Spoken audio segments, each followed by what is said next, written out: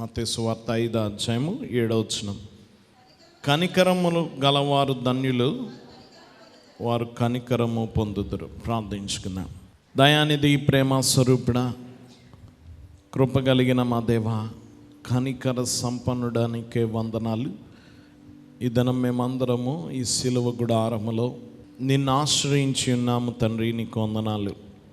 నీవు కొండ మీద చెప్పిన ప్రసంగములో ధన్యతలను మేము ధ్యానము చేసుకుంటున్నాం ప్రభా. మా అందరి జీవితాలని దీవించుము. ఈ ధన్యతలు ఎరుగుట ద్వారా మేము ఈ లోకములో నీ బిడలముగా, క్రైస్తవులముగా ఏ విధంగా జీవించాలో మాకు నేర్పించి, మేము అంతరంగము నుండి క్రైస్తవులుగా నిన్ను ప్రతిబింబించు వారముగా మమ్మల్ని దీవించుము దేవా. మాలో నీ రూపము ఏర్పరచుము. నీ పరిశుద్ధాత్మ సహాయముతో నీ రూపము మా యందు అమర్చుమని అడుగుచున్నాం. ప్రతి బిడ్డను నీ చేతికి అప్పగిస్తున్నాం ప్రభా. నీ ఆత్మ స్వరము మేము విని లోబడి దేవా నీ సమరూపము గలవారిగా మారుటకు కృపను అనుగ్రహించమని యేసునామమును వేడుకొనుచున్నాం తండ్రి. దేవుని సన్నిధిలో ఉన్న ప్రియ విశ్వాసులారా, సిలువనాథునైన క్రీస్తు దీవెన మనలో ప్రతి ఒక్కరికి ప్రభు అనుగ్రహించును గాక. దేవుని సన్నిధిలో ఉన్న ప్రియ విశ్వాసులారా, కొన్ని వారాలుగా మనము ధన్యతల గురించి చెప్పుకుంటున్నాం. 4 ధన్యతలు మనం చెప్పుకున్నాం. ఆత్మ విషయమై దీనులైన వారు ధన్యులు, పరలోక రాజ్యం వారిది. దుఃఖపడువారు ధన్యులు, ఓదార్చబడుదురు. సాత్వికులు ధన్యులు, భూలోకమును స్వతంత్రించుకుందురు. నీతి కొరకు ఆకలి దప్పులు గలవారు ధన్యులు, వారు తృప్తిపరచబడుదురు. ఇది 5వది. కనికరము గలవారు ధన్యులు, వారు కనికరము పొందుదురు. చెప్పండి అందరూ. కనికరము గలవారు ధన్యులు, వారు కనికరము పొందుదురు. దేవుని బిడ్డలను గమనించండి. ఈ ధన్యతలు క్రైస్తవుని యొక్క లక్షణాలు. ఒకడు క్రైస్తవుడు అనిపించుకోవాలంటే ఇవన్నీ కలిగిన వాడవై ఉండాలి. భౌతికమైన వేషధారణ నిన్ను క్రైస్తవుడిగా మార్చదు, కానీ భౌతిక ఆచారాలు నిన్ను క్రైస్తవుడిగా మార్చవు, కానీ అంతరంగములో నుండి నువ్వు క్రైస్తవుడిగా ఉండాలి. క్రీస్తు యొక్క లక్షణాలు మన యందు అనేకులకు కనపరచాలి.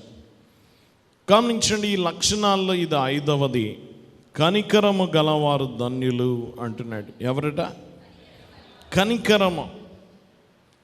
కనికరము చాలా ప్రధానమైంది. హెబ్రీలో ఈ పదం గ్రీకులో ఈ యొక్క కనికరం అనడానికి హెబ్రీ పదం ఏమిటంటే రచం అని ఒక మాట వాడతాడు. దీని అర్థం ఏమిటంటే ఇతరుల అవసరములకు భావోద్వేగ ప్రతిస్పందన. మనము స్పందించే తీరునేమంటామంటే కనికరము అంటాం. గమనించండి, కొంచెం సరళమైన భాషలో చెప్పాలంటే మరొక వ్యక్తి యొక్క బాధను లోతుగా అనుభవించడం, దాని గురించి ఏదైనా చేయడం. మరొక వ్యక్తి యొక్క బాధను గురించి లోతుగా అనుభవించడము, దాని గురించి ఏదైనా చేయడం. వాక్యం వింటున్న వాళ్ళరా, ఇది కనికరం అంటే. గమనించండి, ప్రాచీన సాంప్రదాయము ఒక నానుడు ఏమిటంటే, ఈ కనికరం అనేది మనిషి యొక్క పేగుల్లో నుండి పుడుతుంది అని చెప్పుకునేవారట. ఎక్కడి నుంచి? మన లోపల నుంచి పుడుతుంది అని అర్థం. దేవుని బిడ్డలను కాబట్టి ఇది చాలా ప్రత్యేకమైన. బైబిల్ గ్రంథంలో అనేకమైన మాటలు దీని గురించి చూడవచ్చు. మొదటి దినవృత్తాంతుల గ్రంథము 21:13. మొదటి దినవృత్తాంతుల గ్రంథము 21వ అధ్యాయము 13వ వచనం. నేను మిక్కిలి ఇరుకులో చిక్కి ఉన్నాను, యెహోవా మహాకృప గలవాడు. యెహోవా మహాకృప గలవాడు. నెహెమ్యా గ్రంథము 9వ అధ్యాయం 31వ వచనం. నెహెమ్యా గ్రంథము 9వ అధ్యాయము 31వ వచనం. అయితే నీవు మహోపకారివైయుండి వారిని బొత్తిగా నాశనము చేయకయు విడిచిపెట్టకయు ఉంటివి. నిజముగా నీవు కృపా కనికరములు గల దేవుడవై ఉన్నావు. నిజముగా నువ్వేమై ఉన్నావు అన్నాడు? కృపా కనికరములు గల దేవుడవై ఉన్నావు అంటున్నాడు.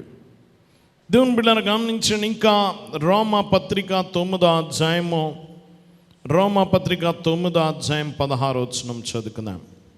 కాగా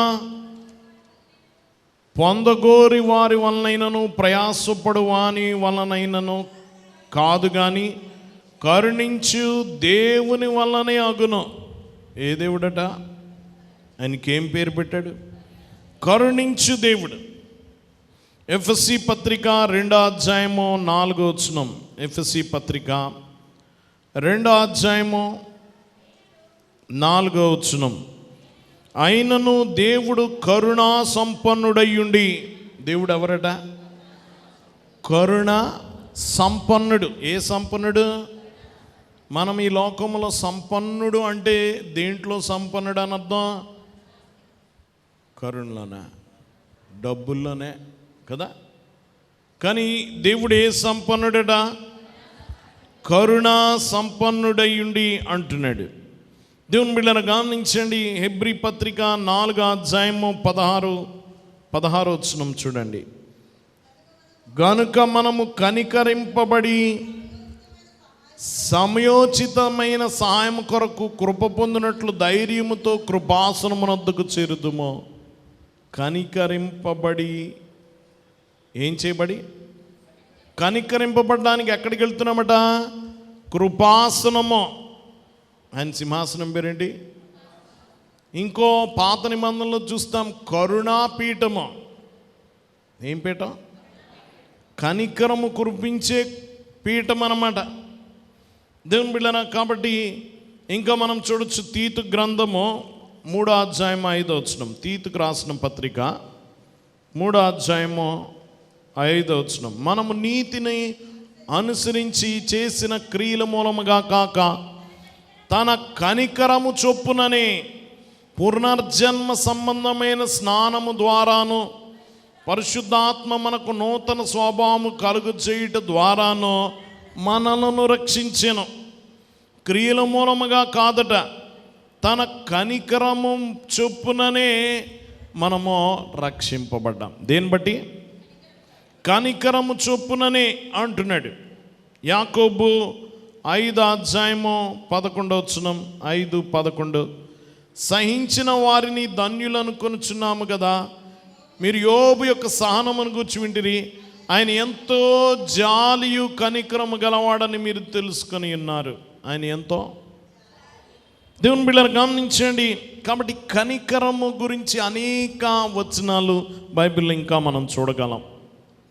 కనికరం అనేది గమనించండి ఎలాంటిదంటే, ఒక గొప్ప నవల రచయిత, షేక్స్పియర్ అనే గొప్ప నవల రచయిత ఒక నాటకంలో రాస్తాడు. ది మర్చెంట్ ఆఫ్ వెనీస్ అనే ఒక నాటకంలో రాస్తాడు. గమనించండి, కనికరం ఎలాంటిదంటే వర్షం లాంటిదట. ఎలాంటిది? అందరు చెప్పాలి. వర్షం లాంటిది. అది దేవుని నుండి మనిషికి, పరలోకము నుండి భూలోకానికి చేరుతుందట. దేవుని నుండి మనిషికి చేరుతుంది, పరలోకములో మొదలై భూమి మీద ముగిస్తుంది అన్నట్ట. కాబట్టి గమనించిన కనికరం చాలా గొప్పది. దేవుని వరం అది, దేవుని లక్షణం అది. ఎవరి లక్షణం? దైవ లక్షణం అది, కనికరం అనేది. దేవుని బిడ్డరా, ఇది మనం చూస్తే దేవుడు మన ఎడల కనికర సంపన్నుడై ఉన్నాడు. మనం కనికరము గురించి మనమేం బేరసారాలు ఏమి చేయలేదు. కనికరం అనే దానికి మనమేమి ఇవ్వలేనప్పుడే దాన్ని ఏమంటారు? కనికరం అంటారు. నువ్వేమైనా ఇచ్చి మళ్ళీ ఏమన్నా ఆశిస్తే దానికి కనికరం అనరు, అది వ్యాపారం అంటారు. ఏమంటారు? వర్తకం అంటారు. కనికరం అంటే ఆ అవతల వాడు ఏమి ఇవ్వలేనప్పుడు చూపించేదే. దేవునికి మనమేమి తిరిగి ఇవ్వలేము గనక దేవుడు మన మీద ఏం చూపించాడు? కనికరము చూపించాడు. ఇది వర్షం లాంటిది. చూడండి, వర్షపు జల్లులు నేల మీద పడుతూ ఉంటాయి. చాలాసార్లు తిట్టుకుంటాం, కానీ గట్టిగా రాయిలాగున్న నేలని మెత్తగా మార్చేది వర్షం. ఆ వర్షం కురిసిన తర్వాత నేల ఎలాగ మారుతుంది? మెత్తగా మారుతుంది. ఎప్పుడైతే ఆ వర్షపు జల్లులు తడిపాయో నేలలో నుండి జీవం వస్తుంది, మొలకలు వస్తాయి. గమనించండి, పంట వస్తుంది, ఆహారం వస్తుంది. ఈ జల్లు నేలను తడపగానే అద్భుతం జరుగుతుంది. నీటిలో జీవం ఉంది. ఏముంది? జీవం ఉంది. నేల ఒట్టిగా ఏ వర్షము ఏ నీరు తాకుండా నేలను వదిలేయండి, అది ఎప్పటికీ ఫలించదు. దాన్ని ఏం తాకాలి? నీరు తాకాలి. దేవుని బిడ్డలారా గమనించండి, అందులో నుండి జీవం వస్తుంది. తొక్కబడి గట్టిగా అయిపోయిన నేల ఎప్పుడు మెత్తబడుతుంది? వర్షపు జల్లు పడగానే. గమనించండి, ఆ గట్టి నేల మృదువుగా మారిపోతుంది. దేవుని బిడ్డలారా గమనించండి, మన హృదయం కూడా రాతి నేల లాంటిది. ఎలాంటిది? గమనించండి, ఈ రాతి నేలను తడిపిన వర్షం ఎక్కడి నుంచి వచ్చిందంటే పరలోకములో నుండి వచ్చింది. ఆయన కనికర వర్షం మన మీద కురిపించాడు. ఆయన కనికరం మన హృదయం అనే నేలను తడిపిన తర్వాత ఇది ఎలా మారాలి? మృదువుగా మారాలి. దేవుని బిడ్డలారా, కనికరం అనేది దేవుడు తడిపిన తర్వాత దేవుని కనికరం పొందిన వాడికి తన మనసు ఎలా మారాలా? ఎలాగైతే నేల మెత్తగా మారి అది ఫలించడం మొదలు పెడుతుందో, నీ హృదయం కూడా దేవుని కనికరం వల్ల మెత్తగా ఈ దాంట్లో జీవం రావాలి. దేవుని బిడ్డలారా గమనించండి, కాబట్టి మన హృదయాల మీద దేవుని కనికరం అనేది కురిపిస్తూ ఉన్నాడు. కనికరము ఏం కలిగి ఉన్నాడు అంటున్నాడు? కనికరము. దేవుని బిడ్డలారా, కనికరమునకు కృపకు తేడా ఉంది. మళ్ళీ ఈ రెండు పర్యాయ పదాల్లాగా ఉన్న ఈ రెండు, కనికరము కృప, ఈ రెండు భావాలు వ్యత్యాసం ఉంది. ఈ రెండిటికి ఏంటి తేడా? దేనికి? కనికరానికి కృపకి ఏంటి వ్యత్యాసం అంటే, కృప అనేది మనిషి యొక్క పాపానికి దేవుని పరిష్కారం. కృప అంటే ఏంటి? మనిషి పాపానికి దేవుడు చూపించిన పరిష్కారం ఏంటి? కృప. కనికరం అనేది మనిషి కష్టాలకి దేవుడిచ్చిన పరిష్కారం. పాపాని పరిష్కారము కృప, కష్టానికి పరిష్కారము కనికరం. కృప అనేది పాపాన్ని కప్పితే, దయ లేక కనికరం అనేది దాని బాధను తొలగిస్తుంది, దాన్ని నొప్పిని తొలగిస్తుంది. ఏం తొలగిస్తుంది? నొప్పి, బాధను తొలగిస్తుంది. కృప క్షమిస్తుంది. కృప ఏం చేస్తుంది? క్షమిస్తుంది. కనికరము పునరుద్ధరిస్తుంది. కనికరము తిరిగి నిర్మిస్తుంది. గమనించండి, కృప అర్హత లేని వారికి ఇచ్చేది. కృప అనేది అర్హత లేని వారికి ఇస్తుంది. గమనించండి, కనికరం అనేది అర్హమైన వాటిని మన జీవితంలోకి తెస్తుంది. కృప పాపాన్ని కప్పివేస్తే, దయ నొప్పిని తొలగిస్తుంది. కాబట్టి కృప కనికరం రెండిటికి ఏముంది? వ్యత్యాసం ఉంది.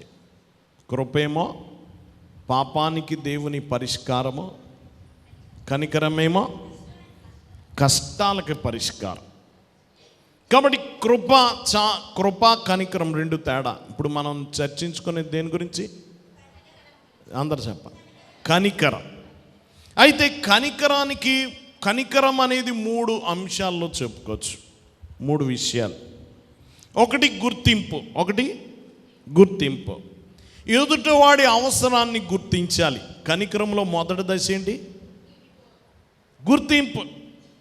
నీ పక్కన వాడు నొప్పుతో ఉన్నాడు అని నువ్వు గుర్తించకపోతే నువ్వు కనికరం ఏం చూపెడతావు? ముందేం చేయాలి?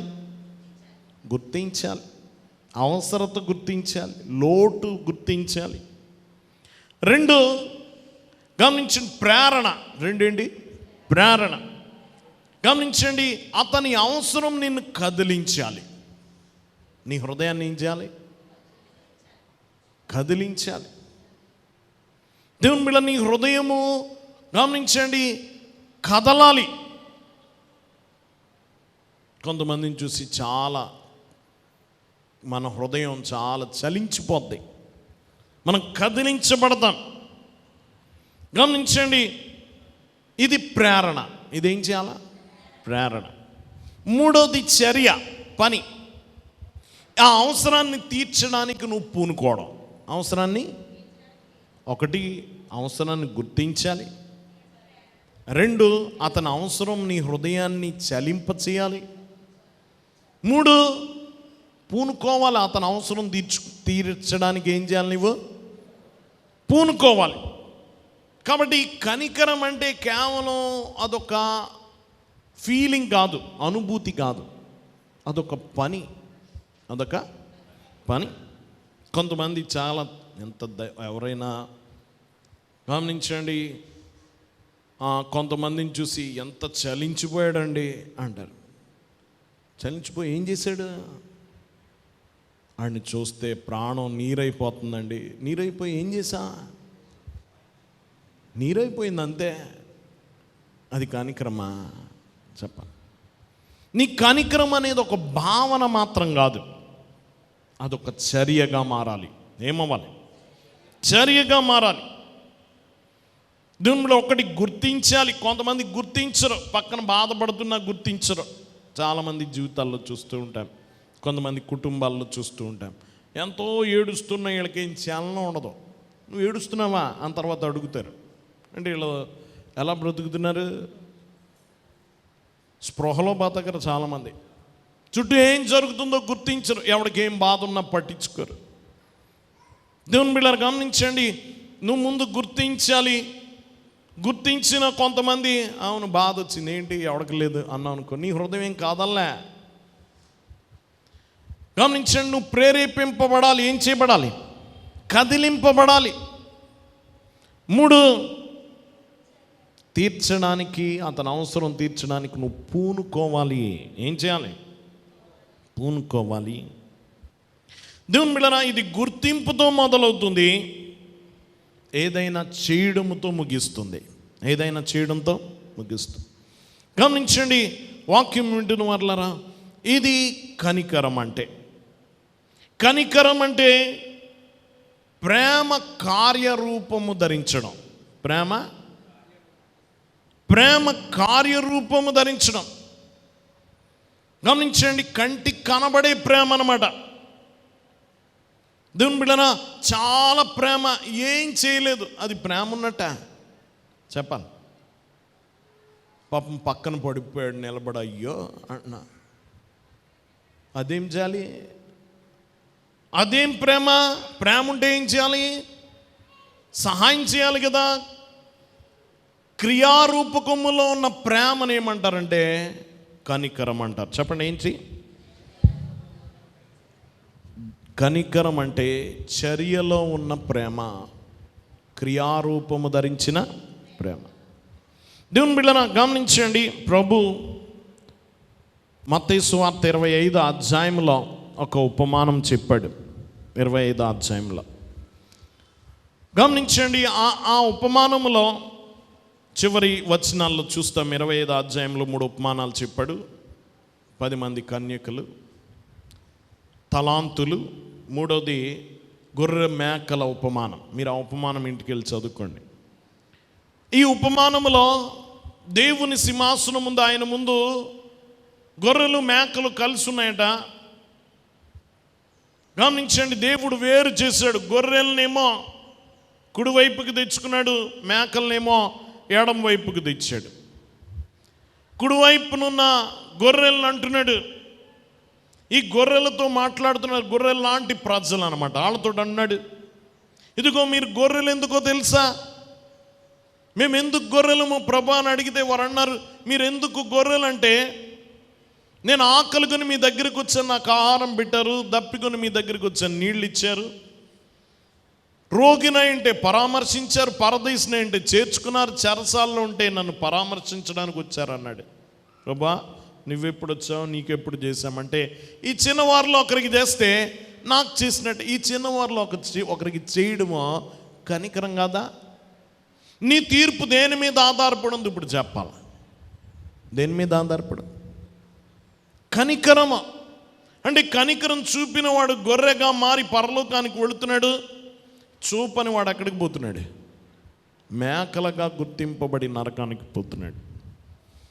ప్రభు చెప్పిన ఉపమానం, మన భవిష్యత్తు మన పరలోకమే దేంతో ముడిపడి ఉంది?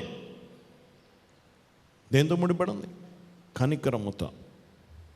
కాబట్టి కనికరం చాలా ప్రధానమైంది. దేవుని బిడ్డలారా, ఈ కనికరం యొక్క శక్తి ఏమిటి?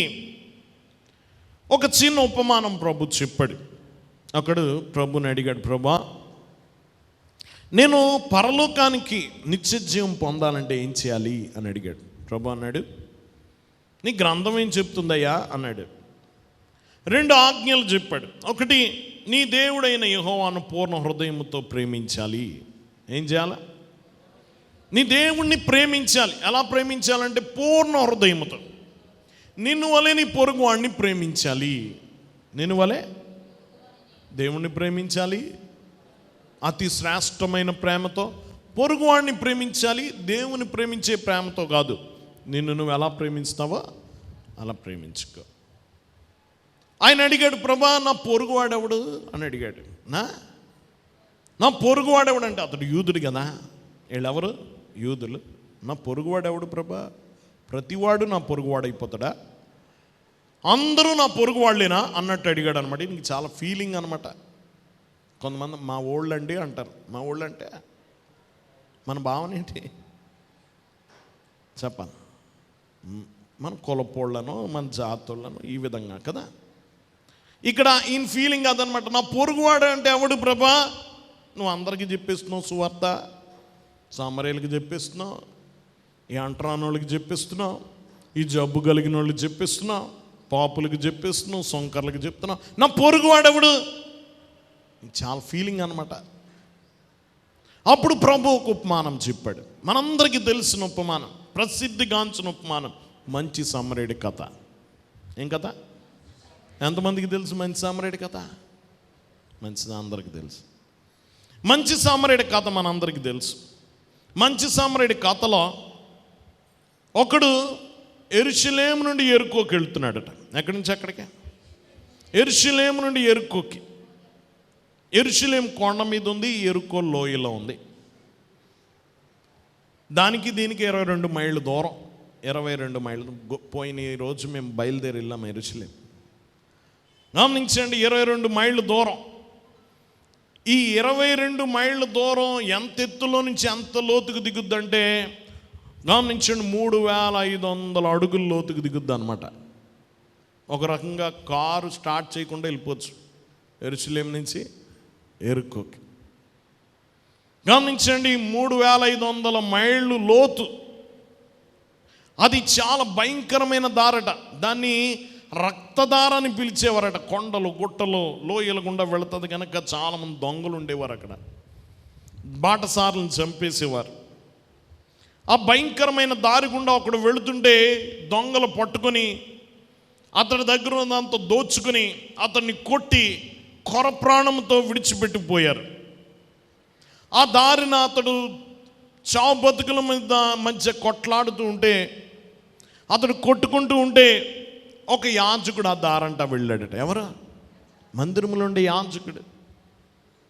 దేవుని బిడ్డలారా, యాజకుడు పని ఏమిటంటే ఏళ్ళ పనే, ప్రజలకు సేవ చేయడమే ఆయన పని. కానీ అతడు తన గాడిద దిగల, చూశాడు, వెళ్ళిపోయాడు. ఇంకో పరిసయ్యుడు వచ్చాడు, అతడు చూశాడు. అంటే అందరికీ ధర్మశాస్త్రాన్ని బోధించేవాడు పరిసయ్యుడు. అతడు కూడా చూశాడు, దిక్కుండా వెళ్ళిపోయాడు. వీళ్ళిద్దరికీ జ్ఞానం ఉంది, ధర్మశాస్త్ర జ్ఞానం ఉంది. కానీ బహుశా ధర్మశాస్త్రంలో ఒకడు పడుంటే, లేకపోతే ఒకడు పడి ప్రాణం కొరకు కొట్లాడుకుంటుంటే అతన్ని లేపి తీసుకెళ్లాలని ఆజ్ఞ లేదు కాబట్టి తీసుకెళ్ళలేదేమో. ఒకవేళ రాసుంటే తీసుకెళ్దురేమో. వీళ్ళిద్దరూ పట్టుకోలే. కానీ ఒక సామరీయుడు వచ్చాడట. ఎవరు? సామరీయుడు.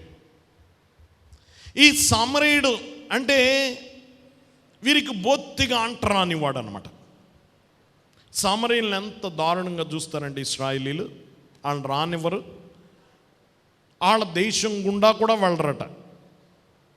వీళ్ళు యోదయ నుంచి గలలయ వెళ్ళాలంటే మధ్యలో సమరయ, ఆ జిల్లా దాటి వెళ్ళాలి.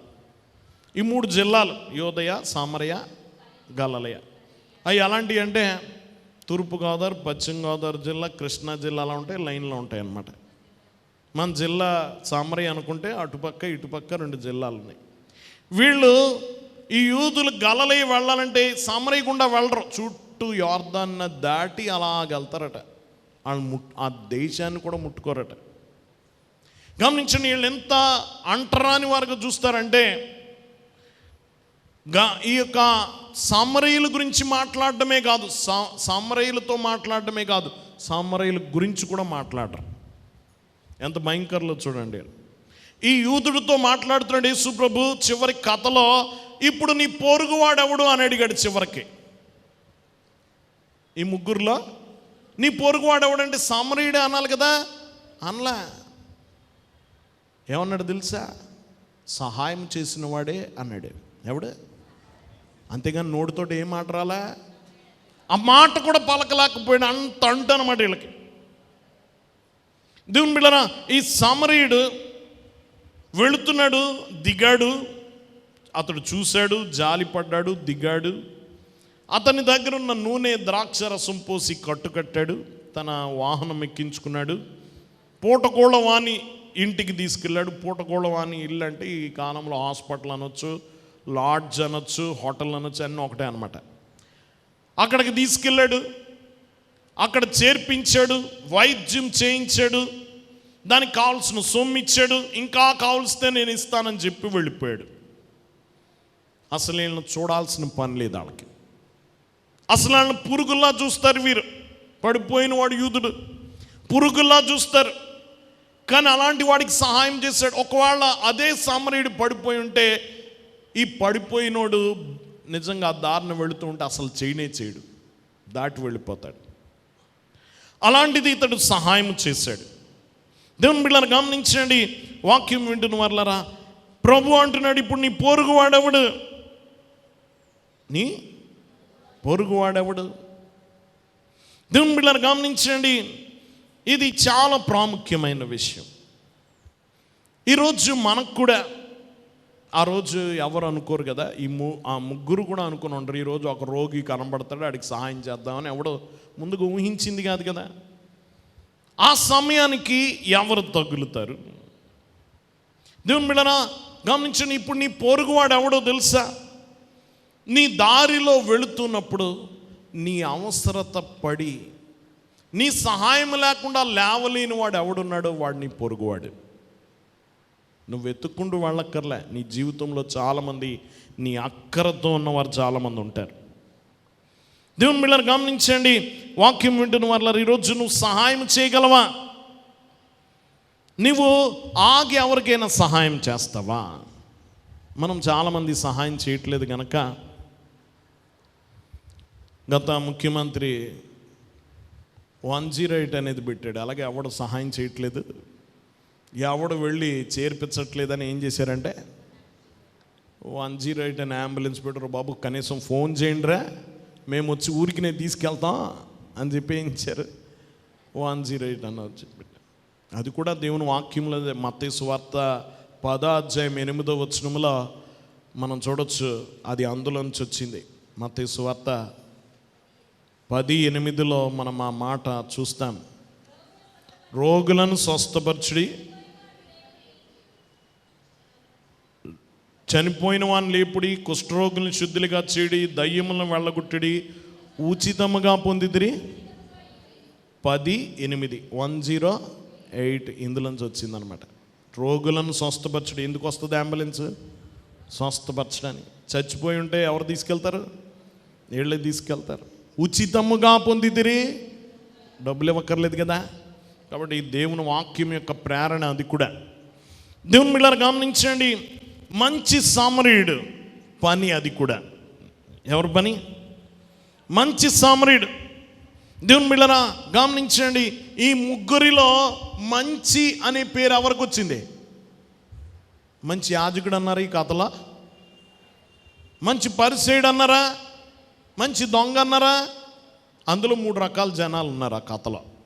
సామరీయుడు, యాజకుడు, పరిసయ్యుడు ఒకటి, మూడోది దొంగలు. సమాజం 3 రకాలుగా ఉంటుంది. ఒకటి దొంగలు. అవతల వాడికి ఇష్టం లేకుండా లాక్కోవాలనుకున్న ప్రతివాడు దొంగే. ప్రతివాడు దొంగే. చాలామంది దొంగలంటే పోలీస్ స్టేషన్లోనే ఉంటారు అనుకుంటాం. సమాజంలో కూడా చాలామంది దొంగలు ఉంటారు. అలాగైనా ఈ ఆస్తి లాక్కోవాలి, ఎలాగైనా నా తమ్ముడికి దక్కకుండా నేనే తీసేసుకోవాలి ఆస్తి అంతా, గమనించిన ఎలాగైనా నన్ను చేజిక్కించుకోవాలి, గమనించిన మా అత్తగారి నగలన్నీ నేనే తీసుకోవాలి, లేకపోతే మా అమ్మగారి నగలన్నీ మా చెల్లికి ఇవ్వకుండా నేనే లాక్కోవాలి. ఇలా అనుకునే ప్రతి వాడు దొంగలే కదా. ఇష్టం లేకుండా లాక్కోవాలనుకున్న ప్రతివాడు దొంగ. అది నచ్చకపోయినా ఎవరన్నా ఏదో ఇరికించి లాక్కోవాలనుకున్న ప్రతివాడు. ఇలాంటి వాళ్ళు కూడా ఉంటారు సమాజంలో. రెండోది పరిసయ్యులు, శాస్త్రి. ఇద్దరు మనలో దాదాపుగా సమాజంలో ఒక 90-95% మంది ఈ వర్గానికి చెందిపోతారు. చూసి వెళ్ళిపోయేవాళ్ళు. నాకెందుకులే, నా టైం వేస్ట్, నా శక్తి వేస్ట్, నా డబ్బులు వేస్ట్ అని ఏదో వంక చెప్పి వెళ్ళిపోయి వీళ్ళకి చాలా వంకలు పెట్టచ్చు. శాస్త్రులు, పరిచయాలు కూడా ఒకవేళ నువ్వు ఎందుకు ఆడు పడిపోయి ఉంటే చూసి ఎందుకు వెళ్ళిపోయాను అడిగావనుకో, ఆడు 100 రీజన్స్ చెప్తాడు. ఎందుకు తెలుసా? ధర్మశాస్త్ర ప్రకారం నేను వెళ్ళిపోయాను, ఎందుకంటే ఇదిగో జబ్బు పడి ఒకవేళ అతను నా చేతిలో చచ్చిపోతే నేను యాజకత్వం చేయకుండా 1 రోజులు బయట ఉండాలా, అందుకని నేను వెళ్ళలేదు అంటాడు. వాళ్ళ కారణాలు వాళ్ళకున్నాయి, ఏదో కారణం చెప్పి అగ్గొట్టడానికి. ఇది రెండో వర్గం, ఎస్కేప్ వాళ్ళు అనమాట. మనందరం కూడా ఆ వర్గంలోకి వస్తాం దాదాపుగా. మూడోది సామరీయుడు. గమనించండి, మంచి సామరీయుడు ఇతని పేరు. ఏం పేరు? ఎందుకు మంచి సామరీయుడు? గమనించండి, కనికరం అతన్ని కదిలించింది. అతడు చూశాడు. కొంతమంది చూడరు కూడా, చూస్తే ఎక్కడ దిగాల్సి వస్తుందని కదా. కొంతమంది హాస్పిటల్లో నన్ను చూడడానికి కూడా వెళ్తారు. వెళ్ళామా అక్కడికి ఏమైనా ఇవ్వాలేమో అని భయం. గమనించండి, లేకపోతే మనం కారణాలు చెప్పుకుని ఇల్లు కట్టుకున్నా నేను రాకూడదు కదా. మనకి ఎన్ని కారణాలు ఉంటాయి. మా ఊళ్ళో ఎవడో ఇల్లు కట్టుకున్నాడు, నేను వెళ్ళకూడదు. ఎవడికో పెళ్ళయింది, నేను వెళ్ళకూడదు. మనకి బోల్డ్ కారణాలు ఉన్నాయి తప్పించుకోవడానికి. గమనించండి, వాక్యం వింటున్న వాళ్ళరా, ఇలాగా కారణాలు చెప్పి తప్పించుకునేవారు. సామరీయుడు చూశాడు, దిగాడు, సమయాన్ని వెచ్చించాడు, కష్టాన్ని వెచ్చించాడు. కష్టాన్ని వెచ్చించలేదా? పడిపోయిన వాడిని భుజం మీద వేసుకొని గాడిద మీద పడుకోబెట్టి నడిపించుకుంటూ అంత దూరం వెళ్ళడం కష్టం కదా, చెప్పాలి. గమనించండి, అతడు కష్టాన్ని వెచ్చించాడు, సమయాన్ని వెచ్చించాడు, సొమ్ము వెచ్చించాడు. వెనక్కి వస్తుందా సొమ్ము? గ్యారంటీ ఉందా వెనక్కి వస్తుందని? లేదు, ఆశించలే, సొమ్ము వెచ్చించాడు. మంచి సామరీయుడు అందుకే అయ్యాడు. దేవుని బిడ్డలు గమనించండి, మనం ఏ వర్గానికి చెందుతాం, మనం ఎలా ఉండాలని కోరుకుంటున్నాం? నీవు మంచి సామరీయుడిగా ఉండాలని ప్రభు చెప్పాడు ఈ కథ. దేవుని బిడ్డలారా గమనించండి, కనికరం అంటే ఉద్వేగమైన, గమనించండి, భావోద్వేగం కాదు, క్రియ, చర్య. ఏముండాలా? చర్యలో ఉండాలి. దేవుని బిడ్డలారా గమనించండి, ప్రభు ఏమన్నాడు తెలుసా? ఇప్పుడు నీ పొరుగువాడెవడు అని అడిగాడు. ఇప్పుడు నీ పొరుగువాడెవడు? దేవుని బిడ్డలారా గమనించండి, నీ పొరుగువాడెవడు అంటే ఎవడు సహాయం చేశాడో వాడే అన్నాడు. ప్రభు ఏమన్నాడు తెలుసా? నువ్వు వెళ్ళి అలాగ చెయ్యి అన్నాడు. నువ్వు వెళ్ళి ఎలా చేయాలా?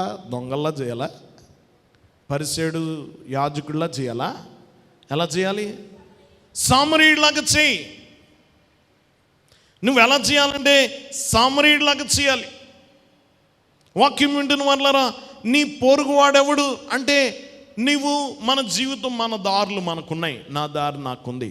నా దారిలో నాకు ఎవరైతే అవసరతలో ఉండి నాకు కనిపిస్తారో వాళ్ళకి నేను సహాయం చేయాలి. నేను వెతుక్కుంటూ వెళ్ళాల్సిన పని లేదు. నా దారిలోనే చాలామంది కలుస్తారు. గమనించండి, హాస్పిటల్లో పడిన వాళ్ళు కనబడతారు. గమనించండి, రుణాల్లో మునిగిపోయిన వాళ్ళు కనబడతారు. ఇలా నా దారిలో నాకు కనబడతారు, నీ దారిలో నీకు కనబడతారు. నీ అక్కర నువ్వు సహాయం చేయకపోతే అతడు ప్రాణం దక్కదు అనిపించిన ప్రతి ఒక్కడికి నువ్వేం చేయాలి? సహాయం చేయాలి. అతడు నీ పొరుగువాడే. ఇక్కడ ప్రశ్న ఏంటో తెలుసా? గమనించండి, ఒక అసలు ప్రశ్న ఏంటంటే, నీ పొరుగువాడు ఎవరు కాదు, నువ్వు ఎలాంటి పొరుగువాడవు? నువ్వు ఎలాంటి పొరుగువాడవు? ఆ రోగికి నీవు ఆ దొంగ లాంటి వాడువా? నువ్వు ఆ పరిసైడ్ లాంటి వాడువా? నువ్వు ఎలాంటి పొరుగువాడవు? సమరీడు లాంటి వాడువా? ఈరోజు మనం ప్రశ్నించుకోవాలి, నేను ఎలాంటి పొరుగువాడను? ఇది చాలా ప్రాముఖ్యమైన విషయం. దేవుని బిడ్డలారా, నీ కనికరము, వాక్యం వింటున్న వాళ్ళరా గమనించి, నీ కనికరము చీకట్లో ఉన్న, చీకటి గదిలో ఉన్న క్యాండిల్ లాంటిది, వెలిగించే క్యాండిల్ లాంటిది. దేవుని బిడ్డలారా గమనించిన ఒక ఆయన అంటాడు, కనికరం అంటే బూట్లు వేసుకున్న క్రైస్తవ్యం అన్నట. ఏంటి బూట్లు వేసుకున్న అంటే క్రియల్లో ఉన్న క్రైస్తవ్యం. ఇక్కడ బోధ ఏం వింటున్నా?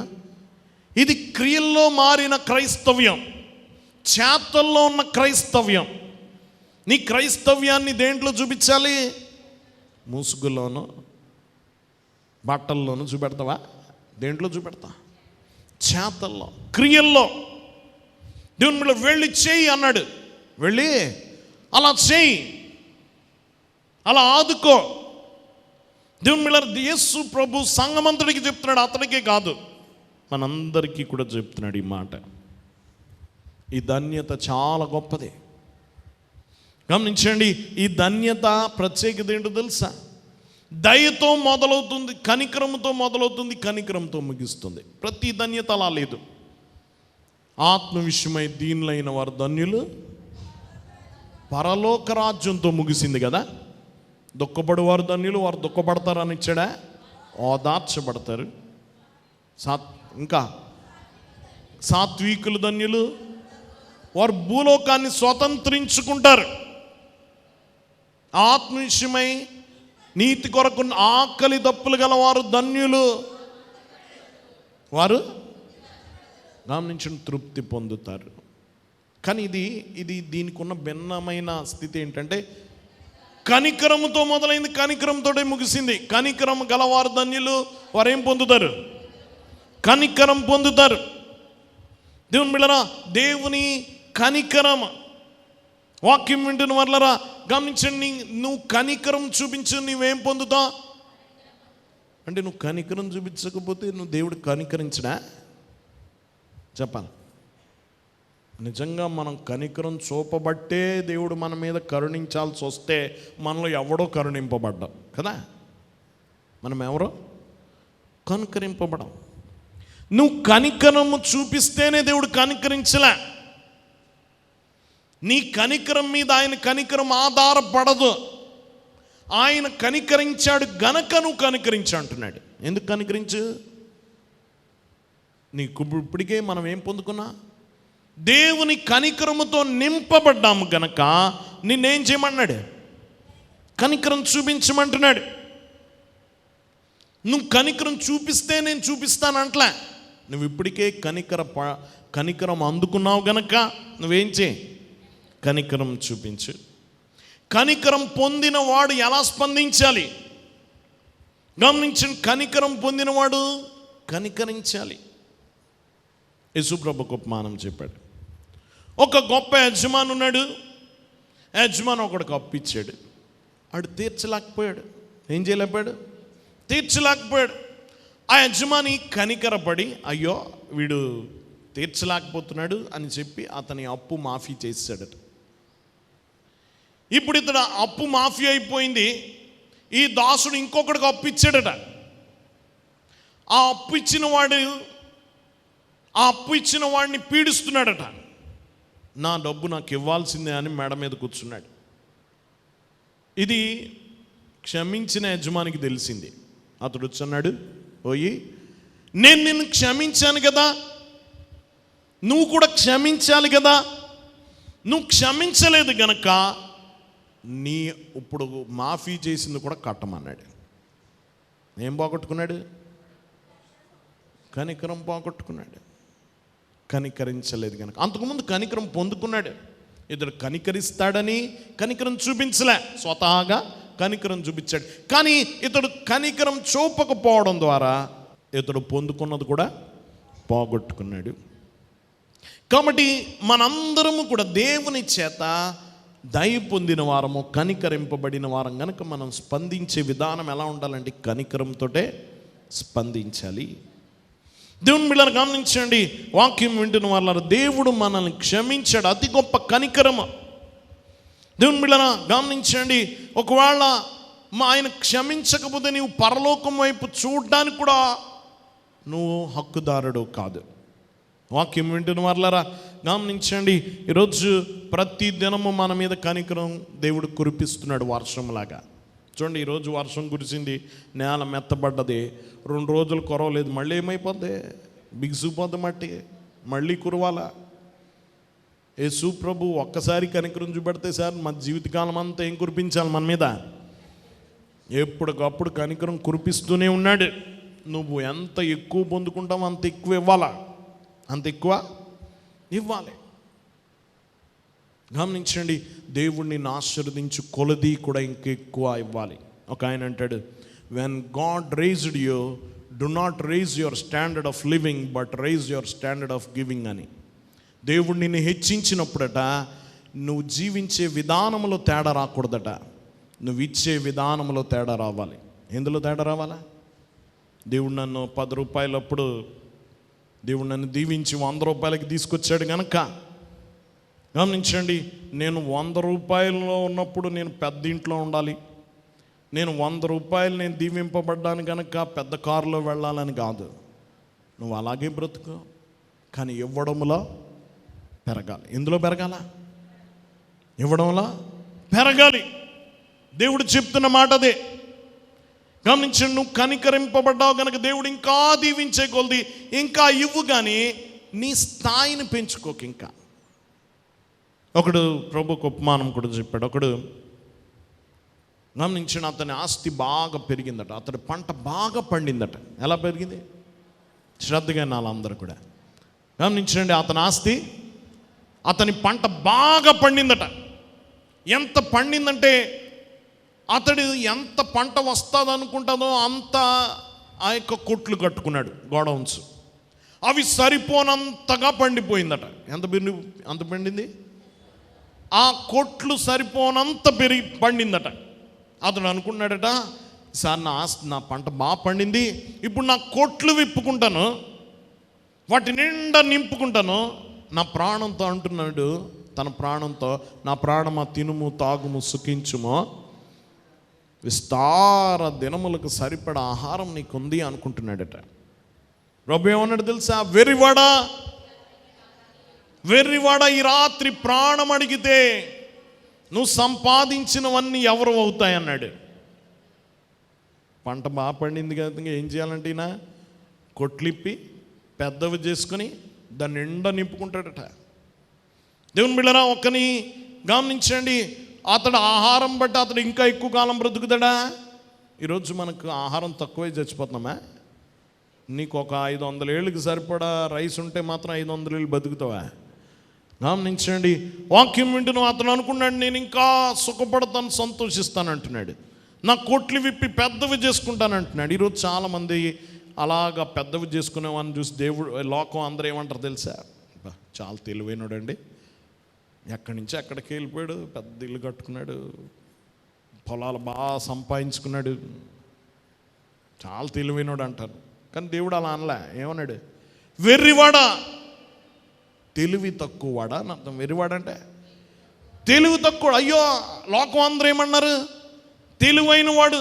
కానీ దేవుడు ఏమన్నాడు? వెర్రివాడా. దేవుడు నిన్ను దీవించాడు. నా కొట్లు విప్పి పెద్దవి. ఈరోజు చాలామంది చిన్న చిన్న ఇళ్లలో ఉన్నప్పుడు ఎక్కువ ప్రేమగా ఉండి పెద్ద ఇళ్లలోకి వెళ్ళిన తర్వాత ఏమైపోయింది, గొడవలు ఎక్కువైపోతాయి కదా.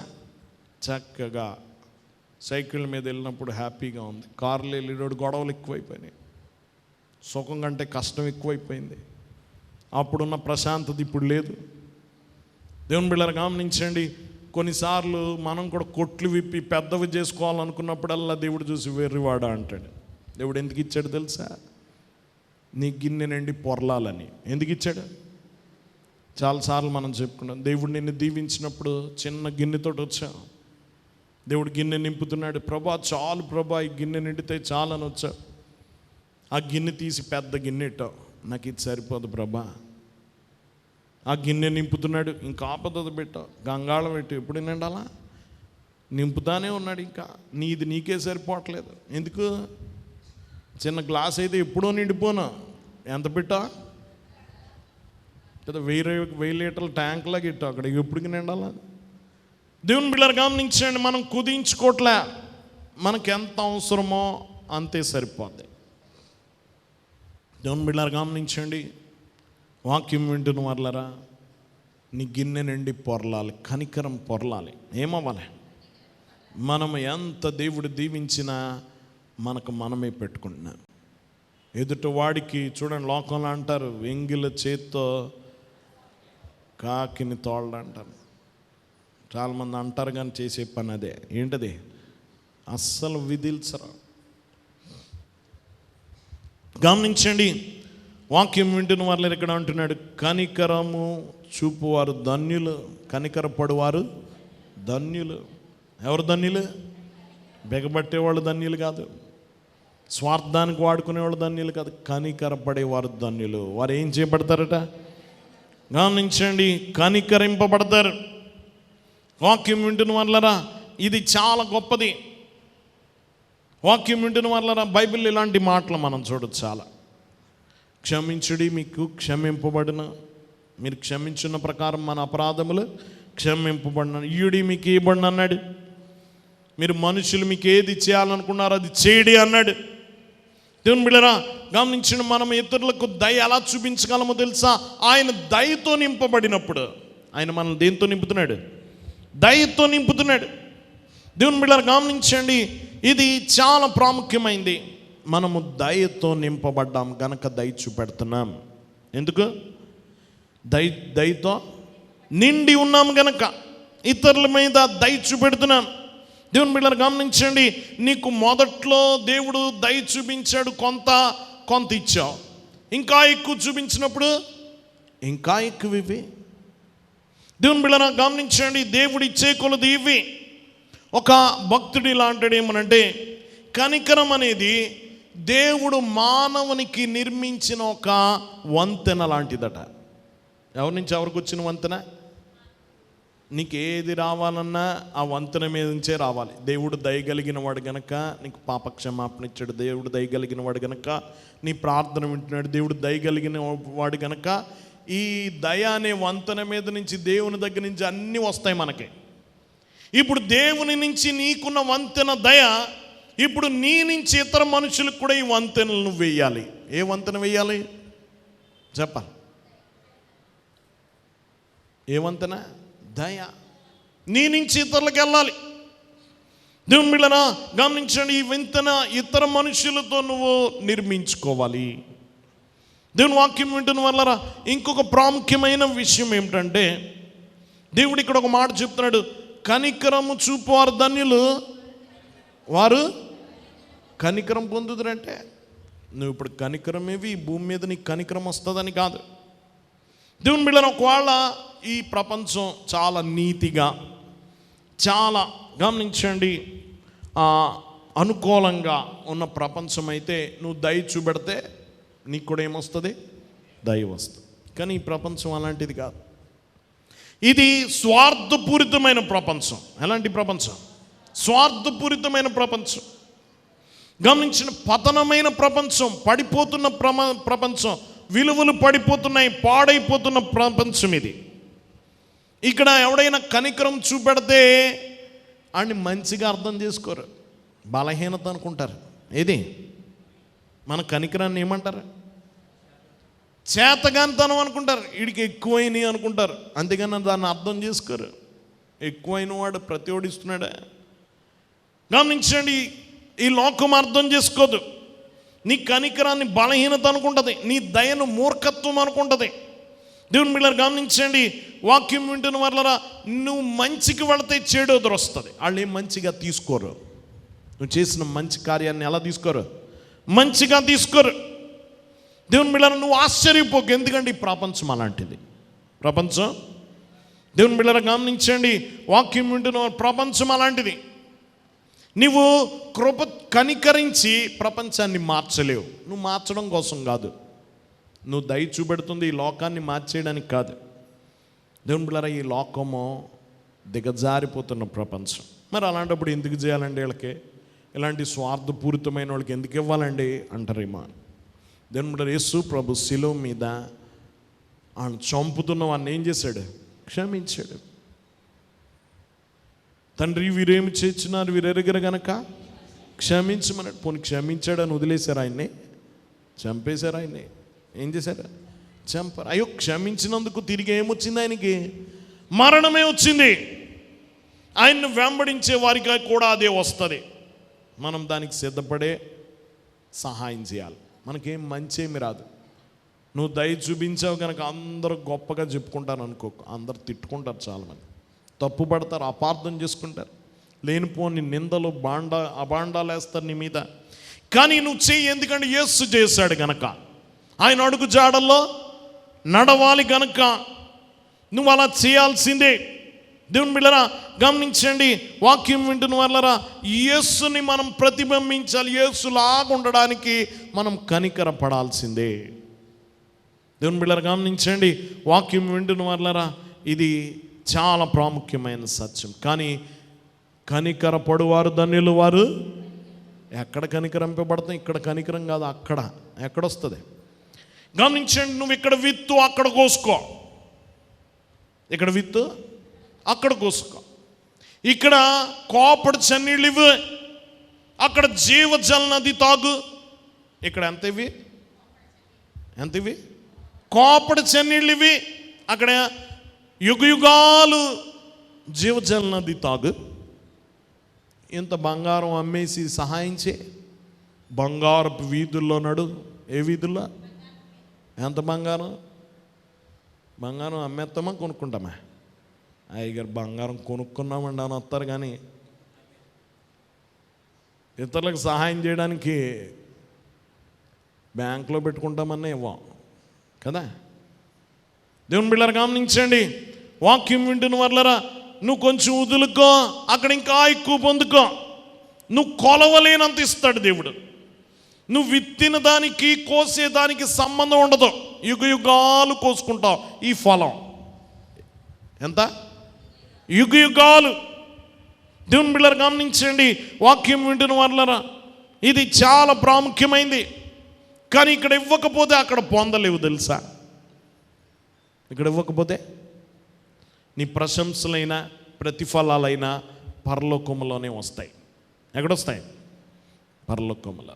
దేవుని బిడ్డలారా గమనించండి, వాక్యం వింటున్న వాళ్ళరా, నీవు ఖర్చు పెట్టిన అసలు కంటే వడ్డీ చాలా ఎక్కువ వస్తుంది పరలోకములో. గొప్ప ప్రతిఫలం ఇస్తాడు. దేవుని బిడ్డలారా, ఈరోజు ఇది చాలా ప్రాముఖ్యమైనది. ఈరోజు దేవుని సన్నిధిలో ఉన్నాం. దేవుని సంగమా, మనం ఎలా ఉండాలంటే దేవుని యొక్క ప్రతిబింబాలుగా ఉండాలి. లోకములో ఎలా ఉండాలి?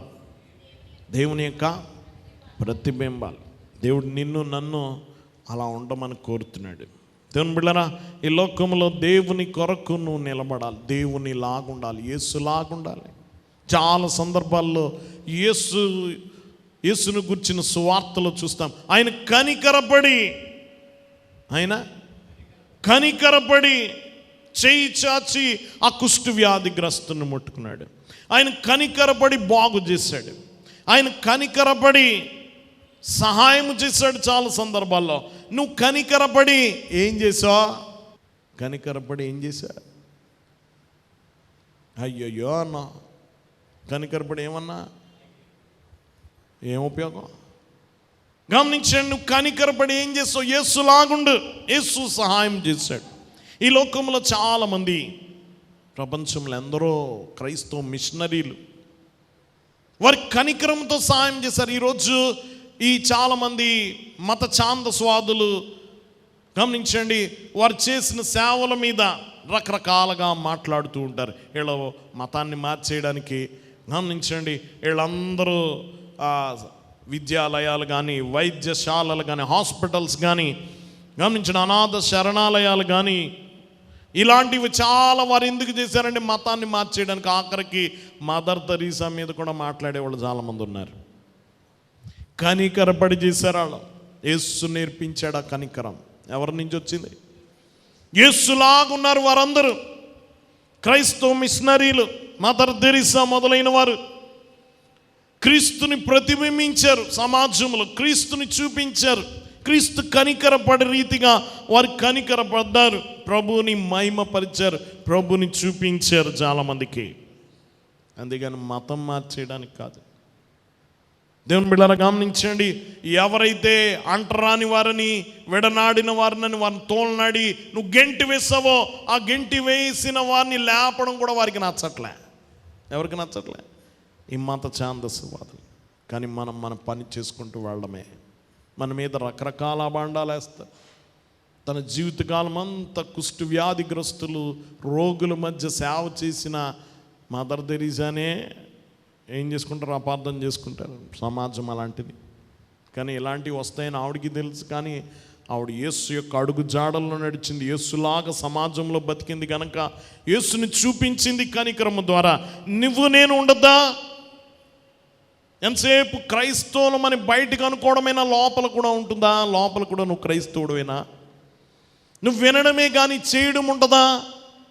నీ క్రైస్తవ్యం మాటల్లోనేనా, క్రియల్లో కనబడదా? ఈరోజు క్రియల్లో చూపెడదాం. దేవుని యొక్క గమనించండి నకలుగా ఉండాలి, దేవుని యొక్క ప్రతిబింబముగా ఉండాలి. ఈ లోకంలో ఆయన కనికరాన్ని ఈ లోకంలో చూపించాలి. మనం కనికరపడి, మనము స్వార్థపూరితంగా ఉండి కాదు.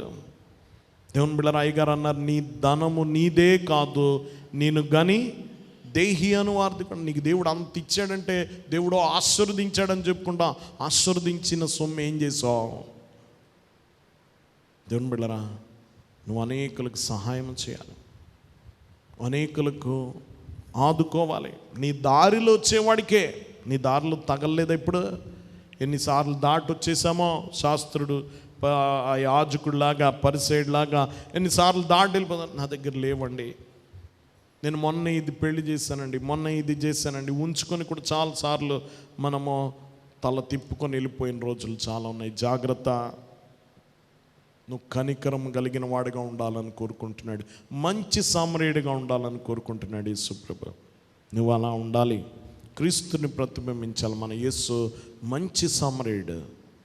మంచి గాయపడిన మనల్ని, పాపం వలన గాయపడిన మనల్ని, సాతాను వలన గాయపడిన మనల్ని ఆయన రక్తముతో కట్టుకట్టి మనల్ని మోసుకొని వెళ్ళాడు, మనల్ని బాగు చేశాడు. ఈరోజు నువ్వు నేను అలా ఉండాలా? మంచి సామరీయుడిలాగా ఉందా? గమనించండి, కనికరం గలవారిగా ఉందాం. ఒకరోజు ఆ కనికరాన్ని అక్కడ గమనించండి పొందుకుంటాం పరలోకములో. అది నువ్వు కొలవలేనిది. దేవుని బిడ్డలారా గమనించండి, అక్కడ నువ్వు పొందుకునే భాగ్యము నువ్వు ఊహించలేనంత ఇస్తాడు దేవుడు. గమనించండి, ఒక భక్తుడు అంటాడు, కోపడి చన్నీళ్ళు వెనక సముద్రం అంత ప్రేమ ఉంది అని. అంతటా సముద్రం అంత ప్రేమ ఉందట. దేవుని బిడ్డలారా, ఇదివరకు మనం చెప్పుకున్నాం, ఈ పాఠం చెప్పుకున్నప్పుడు మనం చేసే సహాయాల్లో 99% చిన్న చిన్నవే, మనం చేయదగినవే. మనం సహాయం అంటే పెద్దది అనుకుంటాం, లక్షలు లక్షలు కాదు, చిన్న చిన్న సహాయాలు 99%. అవన్నీ ఆ 1% పేరు చెప్పి మిగతా నాకు కొట్టేస్తాం మనం, నేను చేయలేనని. 99% చిన్న సహాయం. ఒకడు పడిపోయి ఉన్నాడు, లేపు. ఒకడు నడవలేడు, నడిపించు. గమనించండి, ఒకడు షాప్ దాకా వెళ్ళమన్నాడు, వెళ్ళు. ఇంటి దాకా దింపమన్నాడు, వెళ్ళు. నువ్వు మంచి సామరీయుడివే. పెద్ద సహాయం కాదు, మనం చేయదగిన సహాయంలో 99% చిన్న చిన్నవే, మనం చేయదగినవే. మనకు భారం కానివే, మనకు బరువు కానివే. ఆ చిన్న సహాయం అతనికి గొప్ప మేలుగా ఉండొచ్చు. చాలాసార్లు వారు నిన్ను పొగుడుతూ ఉంటారు, గొప్ప సహాయం చేశానండి. నేనేం చేశానండి, చిన్నదే అంటాం. కానీ నీకు చిన్నదే, కానీ అది అతనికి చాలా గొప్ప మేలు. నువ్వు చేయాలి, కనికరం కలిగిన వాడిగా ఉండాలనుకుంటున్నాడు దేవుని బిడ్డలారా. ఈ హృదయాన్ని మనం అలవర్చుకోవాలి. ధనవంతుడైతేనే కనికరం కలిగిన వాడు అవనక్కర్లా, ప్రతి వాడు కనికరం కలిగిన వాడు అవ్వాలి. దేవుని బిడ్డలారా, కనికరం కలిగిన హృదయం మనకు ఉండాలి. ఇది క్రైస్తవ దేశాల్లో చాలాసార్లు ఈ మధ్య కాలంలో చూసాం. గొప్ప ధనవంతులు, బిల్ గేట్స్ లాంటి వాళ్ళు, వారి ఆస్తులో దాదాపు 95% వరకు పేదలకు ఇచ్చేశారు. గమనించిన ప్రపంచంలో కోటీశ్వరులు వారు సమాజం కింద ఏర్పడ్డారు. కొంతమంది ధనవంతులు అన్నమాట, బాగా ధనవంతులు. ఒక్కొక్కరి దగ్గరికి వెళ్ళి అడిగారు, మేము ఇలాగ ఇచ్చాం, 90% పేదలకు ఇచ్చేసాం, మీరు ఇవ్వండి అని అడిగితే చాలామంది ప్రేరేపింపబడి వారి ఆస్తులన్నీ పేదలకు ఇచ్చేశారు. మన దేశానికి కూడా వచ్చారు ఒక గొప్ప ధనవంతుడికి చెప్పడానికి, మన అంబానీ గారికి. ఎక్కడ నేను డబ్బులు ఇవ్వాల్సి వస్తుందని మ్యాచ్కి వెళ్ళిపోయాడు ఆయన, ఇంటిగట్టు పెట్టాడు. గమనించండి, ఇవ్వడం అనేది పుచ్చుకోవడమే కానీ మనకేం అలవాట్లేదు, ఇవ్వడం అలవాట్లేదు. పైసా ఇవ్వలే. దేవుని బిడ్డలారా, గమనించండి, మనందరం ఫేస్బుక్ చూస్తూ ఉంటాం కదా. ఆయన పేరు మార్క్ జుకర్బర్గ్ అని ఒక ఆయన, చాలా కుర్రోడు అనమాట, పెద్ద వయసు ఉన్నవాడు కాదు. గమనించండి, ఆయన కూతురు పుట్టిందట. దేవుడు నాకు చక్కని కుమార్తెనిచ్చాడని తన ఆస్తిలో ఎక్కువ భాగం 3 లక్షల కోట్లు దానం చేశాడట. ఎవరు పుట్టారని మనం ఏం చేస్తాం, కూతురు పుట్టడం మొదలు పోగేసేద్దాం, ₹1 కూడా. ఆయన కూతుర్ని దేవుడు ఇచ్చాడని ఏం చేశాడట, 3 లక్షల కోట్లు ఇచ్చేసాడట. దేవుని బిడ్డలారా, కనికరము క్రైస్తవుల లక్షణం. అది మనం కాకపోతే ఎవరు చూపెడతారు ఈ లోకానికి ఆ వెలుగు? మనము చేయకపోతే ఎవరు చేస్తాడు? దేవుని బిడ్డ, నువ్వు యేసుని అడుగు జాడల్లో నడవాలి, ఆయనకు లాగుండాలి. ఆయన కనికర సంపన్నుడు. దేవుని బిడ్డ తన ప్రాణమంతా దారబోసాడు, చివరి రక్త బొట్టు వరకు నీకు ఇచ్చి వేశాడు కనికరముతో.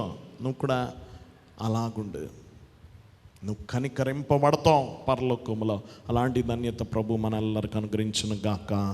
ఆమేన్. మోకరించుకుందాం. దయనిధి, ప్రేమ స్వరూపుడా, మహోన్నతుడా, ఈ ధన్యతల్లో నుండి అనేక సంగతులు మాకు బోధించావు తండ్రి, నీకే వందనాలు. విన్న వాక్యం మా అందరి హృదయాల్లో ఫలింప చేయండి. మంచి నేలను పడిన విత్తనం వలె మాలో ఈ కనికర విత్తనాలు పడి కనికరము కలిగిన వారిగా మేము రూపాంతరం చెందగల ధన్యత దయచేయండి. స్వార్థపూరితమైన మనస్సు మాలో నుండి దూరపరచుమా. భూమి మీద ఆస్తి సంపాదించుకోవద్దన్నా, ఇక్కడ దొంగలు ఎత్తుకుపోతారు, చిమ్మెట్లు కొట్టుతాయి. పరలోకములో సంపాదించుకోమన్నా ప్రభా, నీ వైపుకు చూచి నీ వలే మేము బ్రతుకుటకు సహాయం చేయమా. దేవా, మా జీవితాన్ని మార్చు, మా రూపాన్ని మార్చు, మెత్తటి హృదయాన్ని దయచి దేవా, ప్రేమ క్రియారూపకంగా ఉండే స్థితి దయచి దేవ, నిజంగా క్రియలో ఉన్న క్రైస్తవ్యాన్ని మేము ఈ లోకానికి పరిచయం చేయగల ధన్యత దయచి, మేమేది నేర్చుకుంటున్నామో నీ సన్నిధిలో ఈ లోకంలో దాన్ని ప్రదర్శించగల ధన్యత దయచి, అలాంటి మనస్సు మాలో ప్రతి ఒక్కరికి అనుగ్రహించమని యేసు నామమున వేడుకొనుచున్నాం తండ్రి. ఆమేన్.